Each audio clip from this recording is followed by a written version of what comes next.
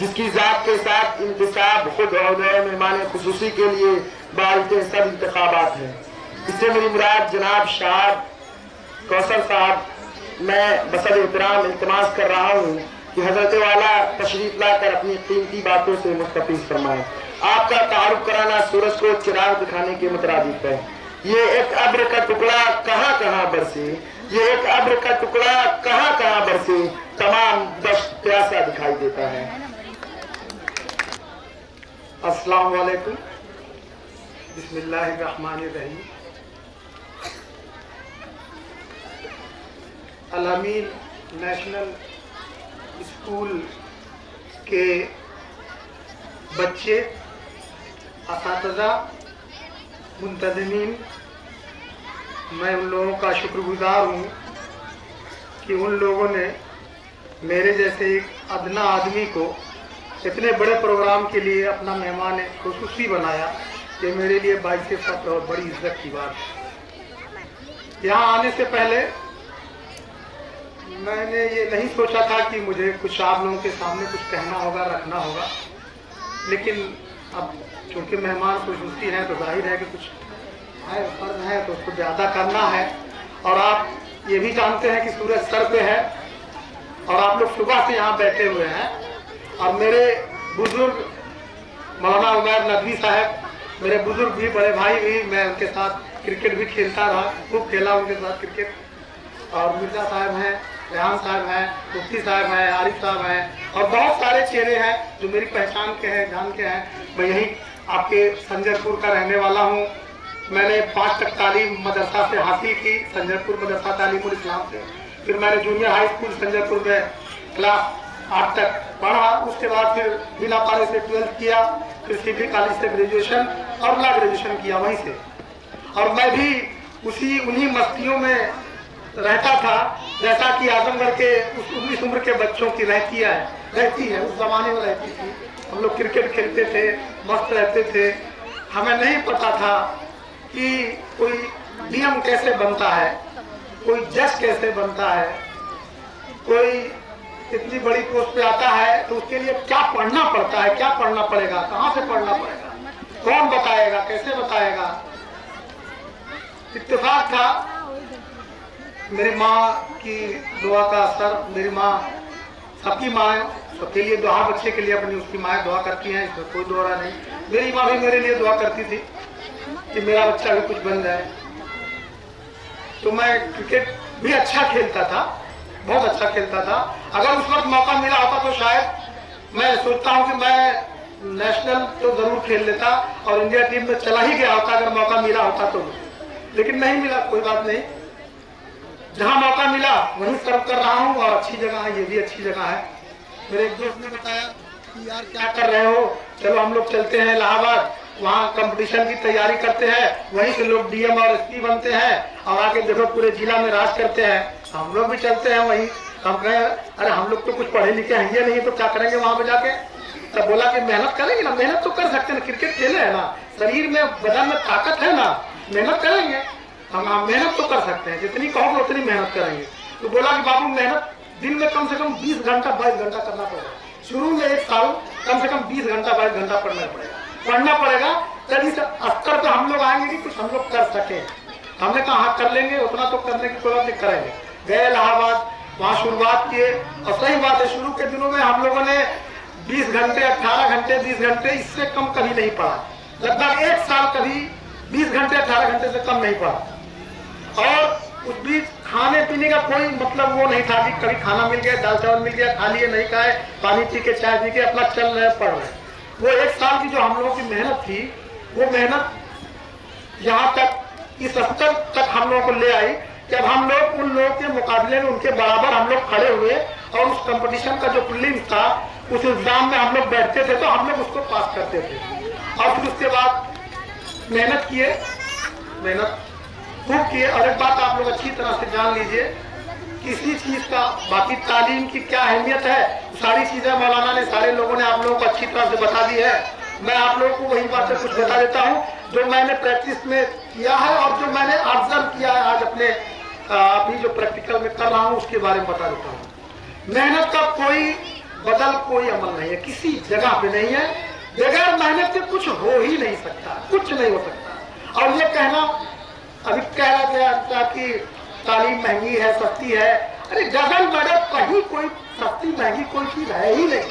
अरे हासिल करने के लिए जिस दिन दिल में ये बात जो पैदा हो गया कि हासिल करना, फिर महंगाई और सस्ताई कहीं कोई माने ही नहीं रखती है, कोई माने नहीं रखती कोई कहीं। ठीक है, जनरल तौर पर मौलाना का कहना है कि ऊपर के क्लासेस में ड्रॉप आउट हमारे यहाँ ज्यादा होता है, जिसका एक मौलाना का कहना है कि मेन चीज है अर्थ इकोनॉमी हमारी, जिसकी वजह से ड्रॉप आउट ज्यादा होता है। लेकिन उसी में बहुत सारे बच्चे ऐसे हैं, सारी मुश्किलों के बाद भी वो वहाँ जाते हैं, पढ़ते हैं, करते हैं। तो अगर हमने ये अज़्म कर लिया, जो अज़्म है, अगर अज़्म कर लिया कि हमको ये काम करना है और हासिल करना है, तो इंशाअल्लाह अल्लाह की मदद तो हमेशा रहेगी, आपके साथ रहेगी रहेगी। अगर आपने नेक नियति और ईमानदारी के साथ, नेक नियति और ईमानदारी के साथ वो मेहनत आपने किया है, तो यकीन जानिए कभी वो मेहनत ज़ाया नहीं जा सकती, किसी कीमत पे नहीं जा सकती। वो चाहे कोई बड़ी सरकार हो, बड़ा कमीशन हो, बड़े लोग हों, ये हो कि हम मुस्लिम हैं, हमको रोक दिया जाता है, ये कर दिया जाता है, वो कर दिया जाता है, कहीं कुछ नहीं होता है, कोई कुछ नहीं करता है। उस स्तर, उस स्टैंडर्ड तक हम पहुंच ही नहीं पाते हैं, वहां तक हम जा ही नहीं पाते, रोकने की बात ही छोड़ी जाए। और जब हम उस स्टैंडर्ड में पहुंच जाते हैं तो कोई कहीं से नहीं रोकता है, न रोक पाता है। लोग जाते हैं, होते हैं, और दिन ब दिन हो ही रहा है, देख ही रहे हैं आप लोग। मैं बताते खुद पर्सनली यहाँ आने से पहले आजमगढ़ के माहौल और आजमगढ़ के लोगों से मिलजुल कर बड़ा मायूस, बहुत मायूस रहता हूँ। लेकिन आज यहाँ आने के बाद मेरी मायूसी बहुत है। मैंने अपने जो बच्चों को, जिन बच्चों को यहाँ स्टेज पे परफॉर्म करते हुए देखा है, तो मुझे आज एहसास हुआ है कि नहीं, मेरे बच्चे काफी टैलेंटेड है और इंशाअल्लाह आगे आने वाले दिनों में वो जरूर कामयाब होंगे और हम लोगों को एक नए रास्ते पर और नई रोशनी के साथ ले जाएंगे। आप यकीन जानिए, ये जमाना कंप्यूटर का जमाना है। बच्चा जो पैदा हो रहा है कंप्यूटर लेके पैदा हो रहा है। आप उससे कुछ भी कहिए, कितना भी कहिए कि मोबाइल खराब है, बेटा मत देखो, आप खराब हो जाएगी, ये हो जाएगा, उसमें ये बुरी चीज है, ये बुरी चीज है। दोनों चीजें हैं, उसमें सारी अच्छाइयां भी हैं, बुराइयां भी हैं। तो हमें आज के दौर में बच्चों को एकदम कंप्यूटर से एकदम दोस्ताना माहौल रखना है, क्योंकि दुनियावी चीज हो या इस्लामी चीज हो या दीनी चीज हो, हर चीज है। आज आपको एक टिप, एक फिंगर पे आप कंप्यूटर पे जो चीज चाहे, जिस मसला को आप समझना चाहें, पढ़ना चाहें, उसका हल एक टिप पे आपको कंप्यूटर पे मौजूद है, मिल जाएगा। और दुनिया के जितने मुल्क हैं, चाहे यूरोप हो, अमेरिका हो, चाइना हो, जहाँ भी हो, जहाँ भी आज दीन की बात हो रही है, दीन के फैलने की बात हो रही है, दीन के फैलाव की बात हो रही है, वो सारी देन लगभग उसी की देन है, उसी की तैयारी है। जो कुछ हमने अपनी मेहनत से उस पर डाला है, या जो लोग अपनी मेहनत से सर्च करके उसको पढ़ रहे हैं, पढ़ के सही रास्ते पे जा रहे हैं, अमल कर रहे हैं, अमल करना चाहते हैं। और हम लोगों की बहुत बड़ी जिम्मेदारी है। हम लोग जिस खित्ते में पैदा हुए हैं और जहाँ हिंदुस्तान में पैदा हुए हैं, हम लोग खुश नसीब है कि अल्लाह ने हमें ईमान वाले के घर में पैदा किया। इसके लिए हम अल्लाह के बहुत बड़े शुक्रगुजार हैं। लेकिन उतनी ही जिम्मेदारी हमारी बड़ी हुई है कि अगर अल्लाह ने हमें ईमान वाले के घर में पैदा किया और मुसलमान बनाया, तो जिम्मेदारी डबल की है हमारी। जिम्मेदारी डबल यूँ हुई कि एक अल्लाह ने जिसको ईमान वाले के घर में पैदा नहीं किया, तो वो क्या है, उसकी क्यों बदनसीबी है, तो अल्लाह ने उसको नहीं पैदा किया। तो कम से कम हमारी तो जिम्मेदारी है उसको बताने की कि बाबू तुम जिस घर में पैदा हुए कोई बात नहीं, कोई मतलब नहीं, अल्लाह ने पैदा किया। लेकिन देखो ये रास्ता है, इस रास्ता, ये नेक रास्ता है, सही रास्ता है, सच्चा रास्ता है, मोहब्बत का रास्ता है, कामयाबी का रास्ता है। ये हमारी जिम्मेदारी है कि हम उसको बताएं, उसको समझाएं।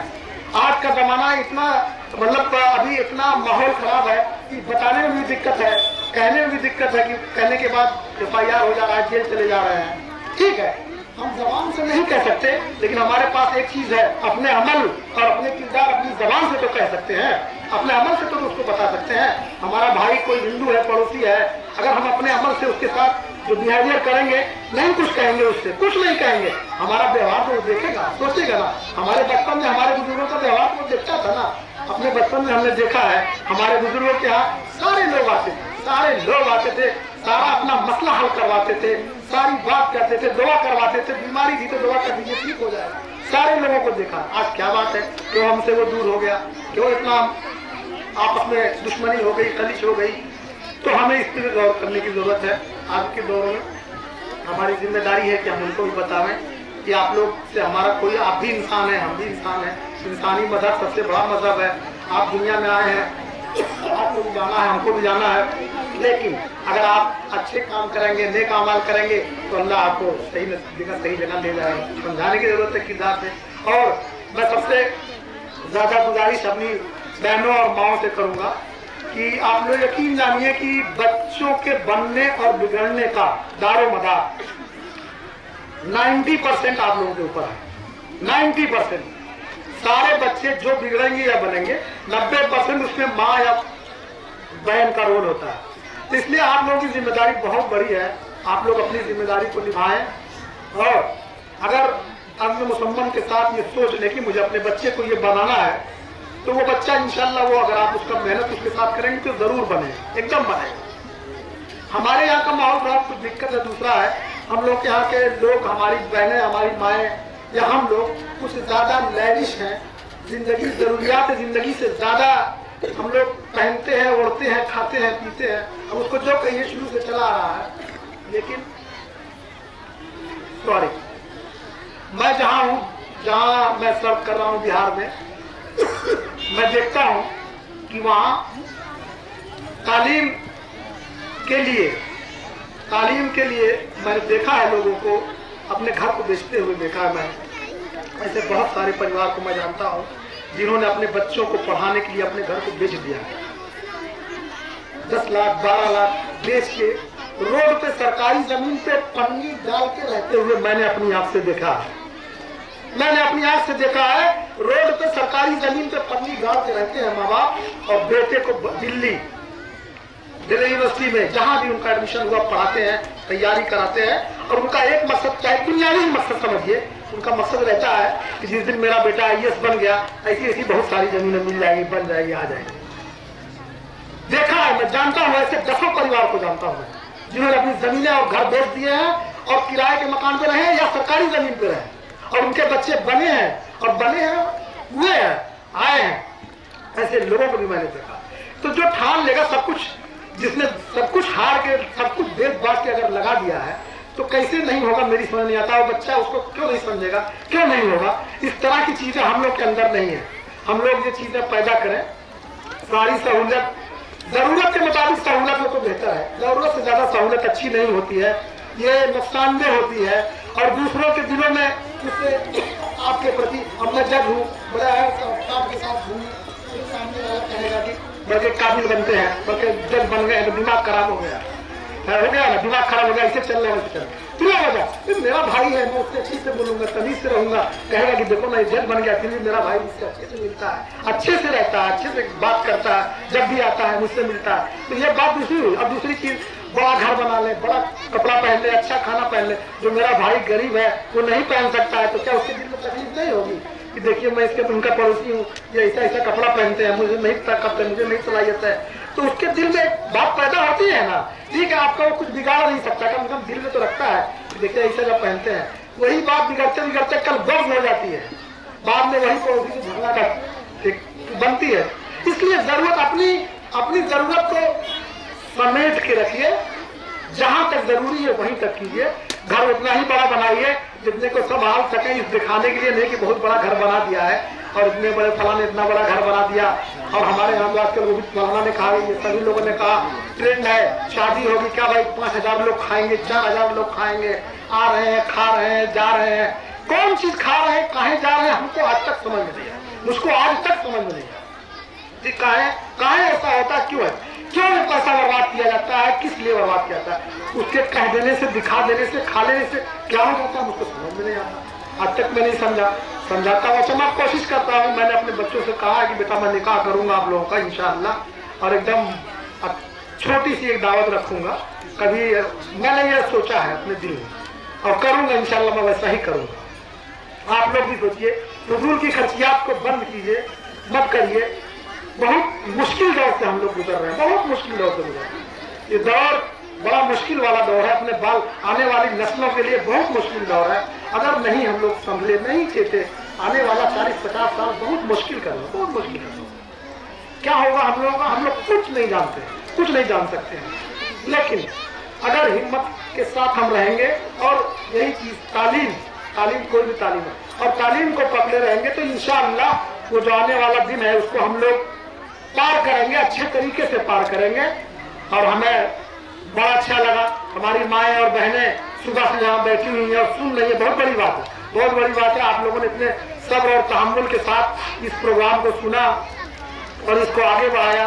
मैं शुक्रगुजार फिर एक बार से शुक्रिया अदा करता हूँ सभी मुंतज़मीन का, लोगों का, कि आप लोगों ने मुझे बुलाया और मुझे बुला के एक नई चीज़ दिखाई जिससे दिल खुश हुआ। और मैं उम्मीद करता हूँ कि आपका पौधा, ये पेड़ जो आप फल फूलेगा, आगे बढ़ेगा, तो इंशाअल्लाह आजमगढ़ में आने वाले दिनों में जब 20 साल में कुछ लोग इस तरह के निकलेंगे जो आगे जाएंगे और हम लोग को, कौम को, मुल्क को ऐसी दिशा में, ऐसी तरफ ले जाएंगे जहां हम लोग आपस में मिलजुल के एक साथ रहेंगे और इस मुल्क को तरक्की की राह पर गामगन करेंगे। रही बात, मेरे दोस्त मिर्जा साहब ने कहा कि अभी एक जजमेंट आया है, उसमें एक मुस्लिम जज भी थे। मिर्जा साहब, आप लोग मौलाना रहे हैं, पढ़े लिखे हैं, सब लोग जानते हैं, हम लोग तो उस क्षेत्र में बहुत नहीं जानते हैं, लेकिन पर्दा, हिजाब, मोहरम, नामोहरम, सारी बातें हैं, आप लोग सब जानते हैं। इस मुल्क में हम ही लोगों में 20 फिरके हैं, 20 फिरकों में 20 तरह से हम लोग अपना इंटरप्रिटेशन करते हैं। फिरके, कोई फिरके, हर तरीके पे, हर चीज पे हम लोग अपना अलग अलग इंटरप्रिटेशन रखते हैं, सभी लोग रखते हैं। दूसरी बात, दीन क्या है और इस्लाम क्या है और हम फॉलो क्या करते हैं, ये भी बात है। कुछ चीजें ऐसी है जो हम फॉलो करते हैं, ठीक है, हम मानते हैं कि ये हमारे दीन में है, हमारा इस्लाम है, हम इसको फॉलो करें, करना ही करना है उसको, लेकिन कोई जरूरी नहीं है कि हम जो फॉलो कर रहे हैं वो सही में ही वही दीन है, ऐसा भी नहीं है। हो सकता है कि कुछ उसमें कहीं कुछ गड़बड़ी हो, कुछ। तो जब कोई भी कॉन्स्टिट्यूशनल कोर्ट किसी चीज का इंटरप्रिटेशन करती है, निर्वचन करती है, तो वो फिर आपको नहीं देखती कि आप क्या करते हो, वो तो वहां जाएगी जहां उसको मौका मिलेगा, वहां से निकालेगी और निकाल के आपके ऊपर रख देगी, ठीक है ना। ये मौका हमने खुद फराहम किया। आप यकीन जानिए कि जिस दिन ये मसला कोर्ट में गया था, अल्लाह कसम, मैंने उसी दिन कह दिया था कि यही जजमेंट आना है, यही जजमेंट आएगा, और सुप्रीम कोर्ट में भी यही जजमेंट आएगा, कोई दूसरा जजमेंट नहीं आएगा। हमने मौका दिया उनको, हम क्यों उनसे इंटरप्रिटेशन करवा रहे हैं, अपने मज़हब के बारे में उनसे क्यों इंटरप्रिटेशन करवा रहे हैं भाई, क्यों जा रहे हैं भाई वहां पे, क्यों? हमारे उलमा हैं, हमारे बड़े सारे दिन के समझदार लोग हैं, ठीक है, अभी हमको दिक्कत है, रोक रहे हैं, ठीक है, हम चुप हो जाते हैं, अभी बैठ जाते हैं, देखेंगे, वक्त आएगा तो फिर देखेंगे उसको। उनसे क्यों इंटरप्रिटेशन करवाएंगे भाई जाके, क्या आप हमारा इंटरप्रिटेशन कर दीजिए, आप बड़े संवैधानिक कोर्ट हैं, कौन चीज है, आप क्यों करेंगे, और करवाइएगा तो यही होगा, यही कराइए, इसलिए आपको वहां जाने की जरूरत ही नहीं, आप चुपचाप रह दिए, अपने आप को इस लायक बनाइए।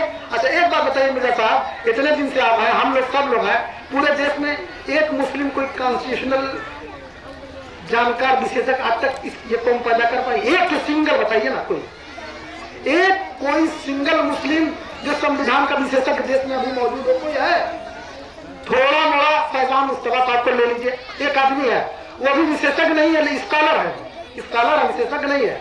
कोई एक मुस्लिम लॉयर आज इस लायक का नहीं है कि वो किसी भी कॉन्स्टिट्यूशनल कोर्ट में खड़ा होके कॉन्स्टिट्यूशन का निर्वचन उनके सामने कर सके कि ये नहीं दिया है। जब भी हम भरोसा करेंगे किसी दूसरे ही बिरादरी वाले को पकड़ते हैं। आज तक एक जो हम कॉन्स्टिट्यूशन के जानकार नहीं पैदा कर सके इतने दिनों में, 70-80 साल में, और हम चाहते हैं कि जाके उनसे निवेदन, अपने चीज का निवेदन करवा ले भाई। कैसे होगा भाई, कहाँ से होगा, क्या होगा, क्या होगा? हम लोग ला कर रहे थे, सारे लोग कहते थे, अरे कौन शैतान वाली पढ़ाई पढ़ रहे हो, कहाँ शैतान वाली पढ़ाई पढ़ रहे हो, ये सब वकील शैतान होता है।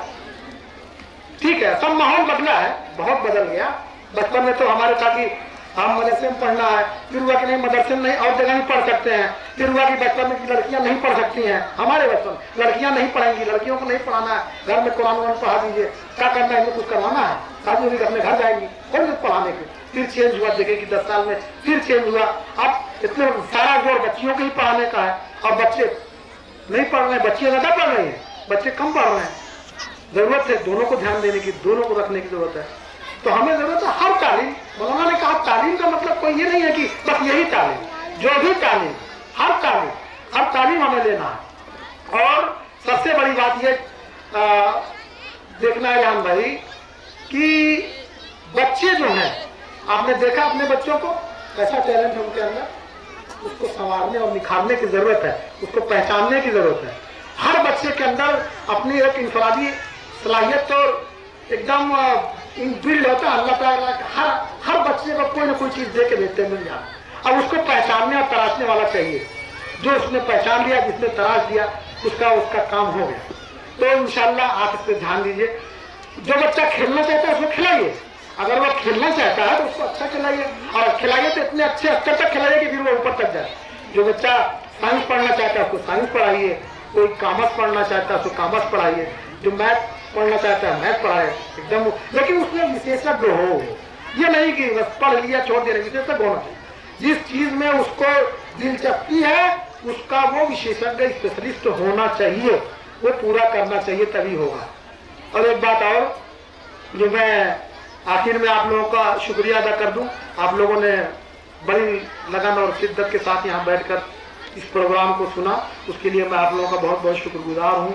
आप लोग, मैं उम्मीद करता हूँ कि मेरी माएँ और बहनें इस प्रोग्राम से बहुत ज़्यादा मुस्तफीद हुई होंगी और घर जाने के बाद गौर फिक्र और अमल कर सोचेंगी। बार बार सोचिए, मौलाना कुरान में बार बार कहा, सोचो सोचो, देखो सोचो क्या है, इसको देखो ये कैसे है, क्यों है, सोचिए, हर चीज पे सोचिए, हर चीज पे गौर कीजिए, हर चीज में कुछ ना कुछ है। ये बैलून है, गुब्बारा है, इसमें क्या है, क्यों खुला हुआ है, क्या चीज है उसके अंदर है, पता हम लोगों को है, आधे लोगों को पता है, नहीं पता है क्या चीज, क्यों भूल गया उसके अंदर। गौर करने की बात।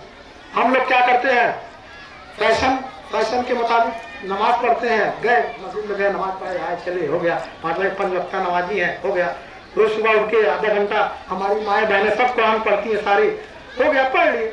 लेकिन कभी किसी दिन सोचा कि इस लाइन में क्या कहा, अल्लाह ने क्या कहा, हमसे क्या पैगाम दिया है, उस पैगाम को हम समझें और उस पर कितना अमल करते हैं। मैं अपनी बात बताता हूँ, मैं बहुत परेशान हो जाता हूँ जब मैं कुछ गलत कर देता हूँ, तो कई दिन 2-4-5 दिन तक मैं सो नहीं पाता, नींद नहीं आती मुझको कि या तो मैं जो नमाज पढ़ रहा हूँ वो नमाज में गलत पढ़ता हूँ, अगर मैंने नमाज पढ़ी तो मैंने गलत काम क्यों किया, और अगर मैं गलत काम कर रहा हूँ तो मैं नमाज क्यों पढ़ रहा हूँ। मैं सोच के परेशान हो जाता हूँ, सोचता हूँ, परेशान हो जाता हूँ कि भाई जब मैंने आज 5 वक्त की नमाज पढ़ी तो ये गलत बात मेरी जुबान से कैसे निकल गई, ये गलत एक्ट मैंने कैसे कर दिया, इसको मैंने ये कैसे कह दिया। तो इसका मतलब जो मैं पढ़ रहा हूँ ठीक नहीं है, जो जिस तरीके से पढ़ना उस तरीके से नहीं पढ़ रहा, इसलिए उसमें असर नहीं हो रहा। तो नमाज कहा जाता है सारी बुराइयों से आपको रोक देती है, हाँ, आपको सब कुछ अच्छा करने के लिए बढ़ाती, आगे बढ़ाती है। तो वही चीज है, गौर करना है। हम नमाज जरूर पढ़ रहे हैं, कुरान जरूर पढ़ रहे हैं, लेकिन हम उस पर कितना अमल कर रहे हैं, कितना सोच हमारी किस तरह की है, उस पर देखने की जरूरत है और अमल करने की जरूरत है। और मायूस होने की एकदम जरूरत नहीं है, एकदम जरूरत नहीं है। इतनी हमारी माएँ और बहनें यहाँ बैठी हुई है, ये समा देखिए मायूस कहीं करने वाला है, आगे है, बहुत आगे है, बढ़ के हिस्सा ले रही है, हर जगह हिस्सा ले रही है, कहीं मायूसी की बात ही नहीं है। और यही लोग पैदा करेंगी और आने वाला मुस्तकबिल बनाएंगी। हम आपको फिर एक बात आप लोगों का शुक्रिया अदा करते हैं, बहुत बहुत शुक्रिया, शुक्रिया।